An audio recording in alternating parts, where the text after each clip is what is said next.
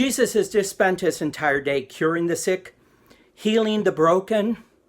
He's exhausted, so he comes to the shore of the Lake of Galilee and sits down, exhausted. His disciples come to him and say, all these people, they're hungry. What are we going to do? Send them away so that they can find food. I can just imagine Jesus telling them, you do something. You take care of these people. That's the challenge always of the reign of God. What can we do to help people? Jesus says, what do you have? What kind of food do you have? A few loaves of bread and a couple of fish. Now I have to tell you, I've seen the fish in the Lake of Galilee. It's tilapia and it's very bony and not the most tasty fish you would ever want to have.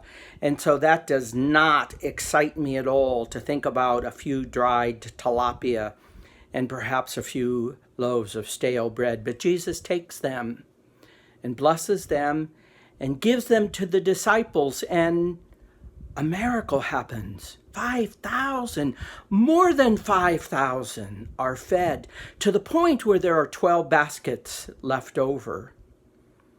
It's easy to consider this story of the multiplication of the breads and the fish on the side of the hill as purely a miracle of the power of Jesus to increase the little bread and fish that they have. But I want to suggest to you that this is more than a miracle that points to the divine power of Jesus. It's a story about the reign of God. Remember, the whole of Jesus' ministry has been about proclaiming that God's reign is at hand. We see at the beginning of his ministry several miracles where he heals people, he binds up their wounds, he restores them to health.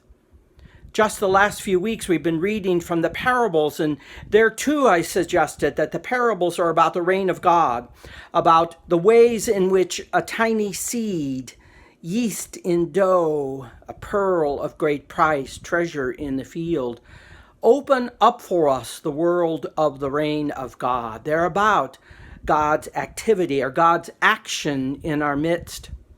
And so I really do believe that this story on the hillside in Galilee is about the reign of God, not so much about Jesus' power, but about the way that God is active in our midst. And notice, we're told that there are 12 baskets left over, so it tells us that the power and action of God is about abundance. There's an abundance of God's presence, an abundance of God's power.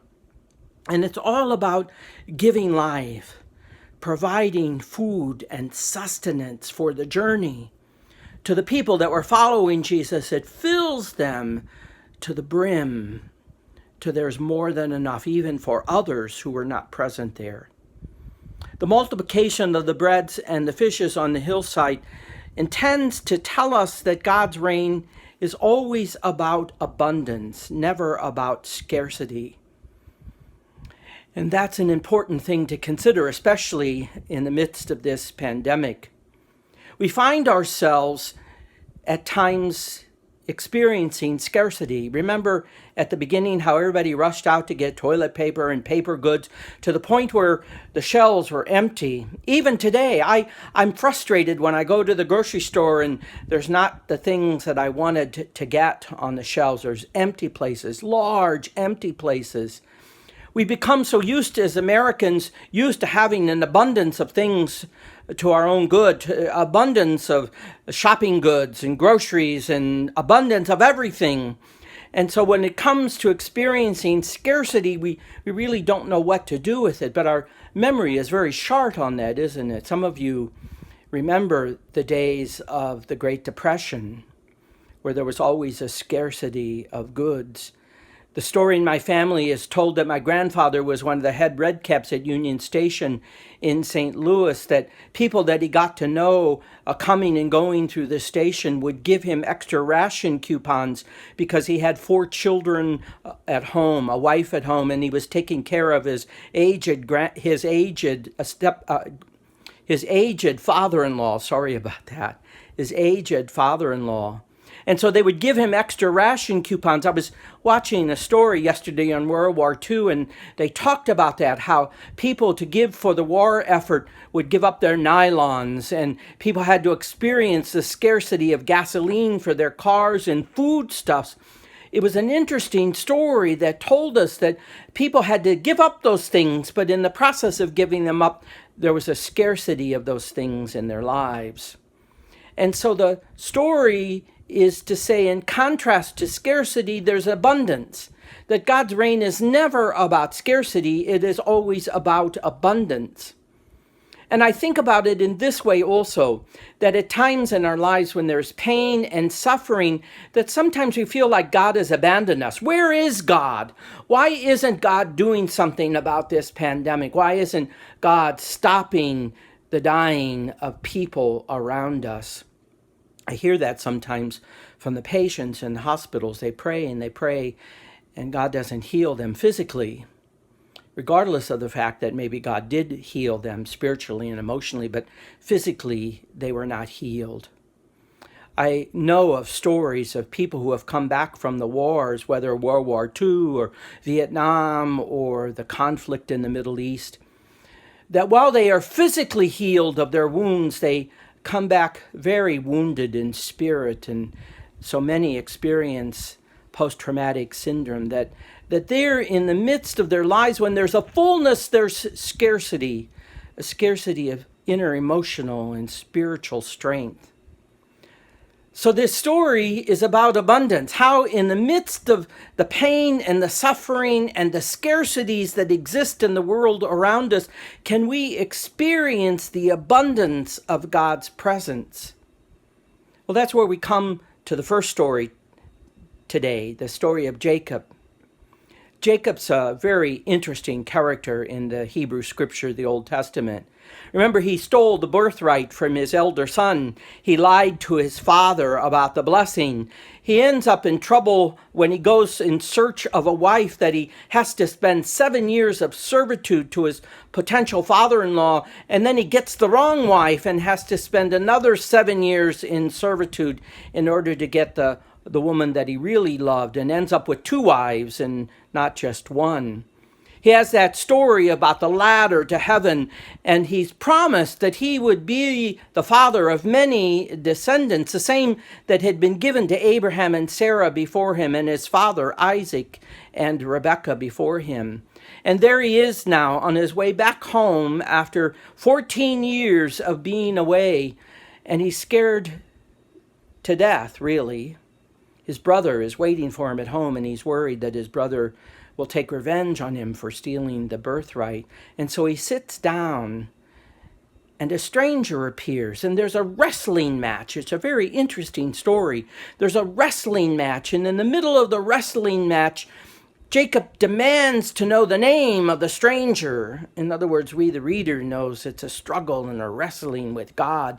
And so he demands, God, give me your name.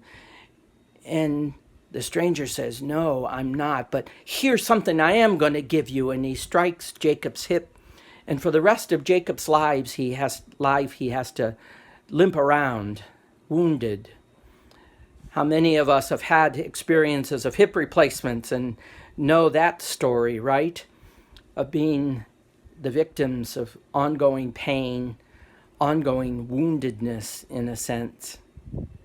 Well, the story of Jacob, just on that point, that he has to carry for the rest of his life that woundedness. There, I'm reminded again of the veterans who come back from war, carrying the wound around in their life. A part of the story of Jacob is meant to connect us back into the experience of our woundedness, for one, but also the way that we're invited as wounded people to be healers. That Jacob becomes a healer because now, after that encounter with God and the ongoing wound of his life, that he's able perhaps to have more compassion, more understanding of the people around him who also are very wounded people. And there we are, we're equally as wounded, maybe as children, maybe as adults, wherever it is at the moment in our life that we're wounded, and that we carry that thought around for the rest of our lives, that the invitation is to be healers of others because we know the pain and we know the suffering. And so these two stories together suggest that, yes, indeed, we are wounded in our life, but because of the abundance of God in our midst, that we can be healers of others. Sometimes that just does not make sense. Why would I, who had carried this wound around in my life, think that I have the ability to be healers for others? Well, I think of people who join AA, Alcoholics Anonymous. And a part of the success of AA is that people who have come from the depths, the darkness of their lives in alcoholism, are able to become agents of healing for those who are still struggling with alcoholism. There it is. I think also of those experiences of darkness and being wounded. John of the Cross calls it the dark night of the soul. Elie Wiesel, after the Holocaust, he had spent years in a concentration camp, said that moment of our most intense pain and suffering was a place where it seemed that God had abandoned us. And indeed, in woundedness, there does seem to be a sense of being abandoned, left alone. I think of people who consider or contemplate suicide, that it's almost as if that's what they're saying. I have no other option. I have no other place to go except to take my own life as a way of ending my pain and suffering. And so back to the story, Jacob is that example of someone wounded in their life forever can become an instrument of healing and compassion for others. I'm standing before a cross because I want us to consider as Christians that that's really what this story of Jesus is about. John's Gospel says that God so loved the world that he sent his only Son to die for us. In Jesus' suffering, in the midst of his pain, is the fullness of expression of God's love. Maybe it's hard to contemplate that or to think about that, but that's what the story suggests. So that for us, after Jesus' resurrection, Jesus becomes the model or the example of standing in the midst of woundedness, in the midst of pain and suffering, only to experience the abundance of God's love that transforms and changes our lives.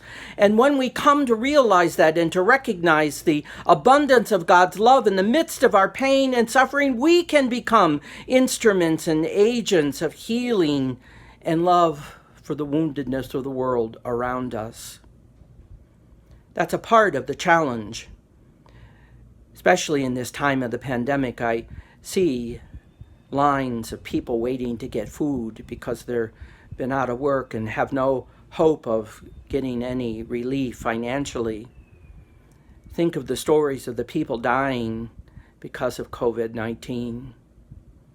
It's easy to turn a blind eye to them or to just feel overwhelmed. What can we possibly do about any of that?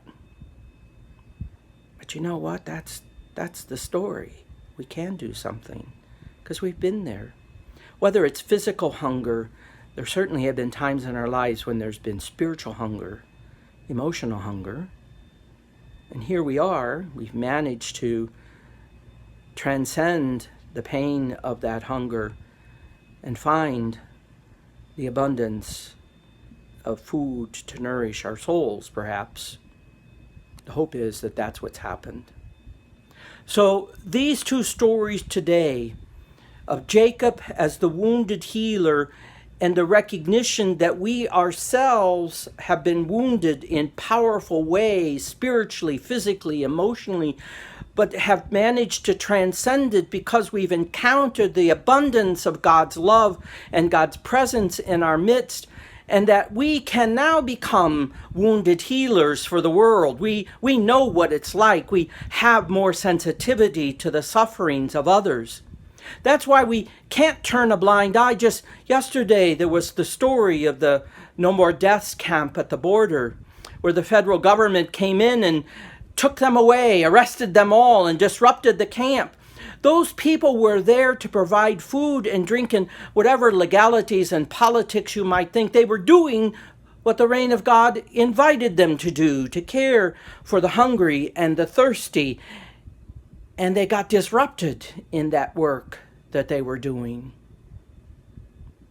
We have to be disturbed by that, because the reign of God invites us that as wounded healers, we have been nourished and strengthened ourselves in the midst of our pain and suffering, that we can now reach out to others and heal and make whole the brokenness of the world around us.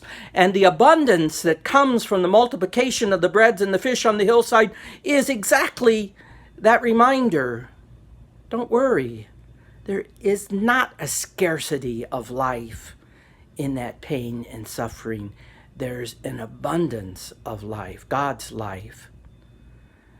And that if we just tap into it, we'll get it. And the tapping into it is the disciples being told by Jesus, you do something about it.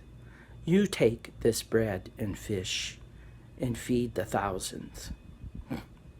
You see, that's it. We are the instruments of the reign of God as wounded healers ourselves, having been nourished ourselves by God's love, to be agents and instruments of the reign of God in the world, to make whole, to lift up, to set free, to bind the woundedness of people and the world. Many blessings to you today. I pray for all of you, those who are struggling with fear or anxiety, those struggling with loneliness today, those who may have family members struggling with COVID-19, and all of us together as a community. Let us not walk away, but let us turn into the reign of God, nourished and strengthened even in our woundedness, to be instruments of healing and hope for the world. God's blessings today.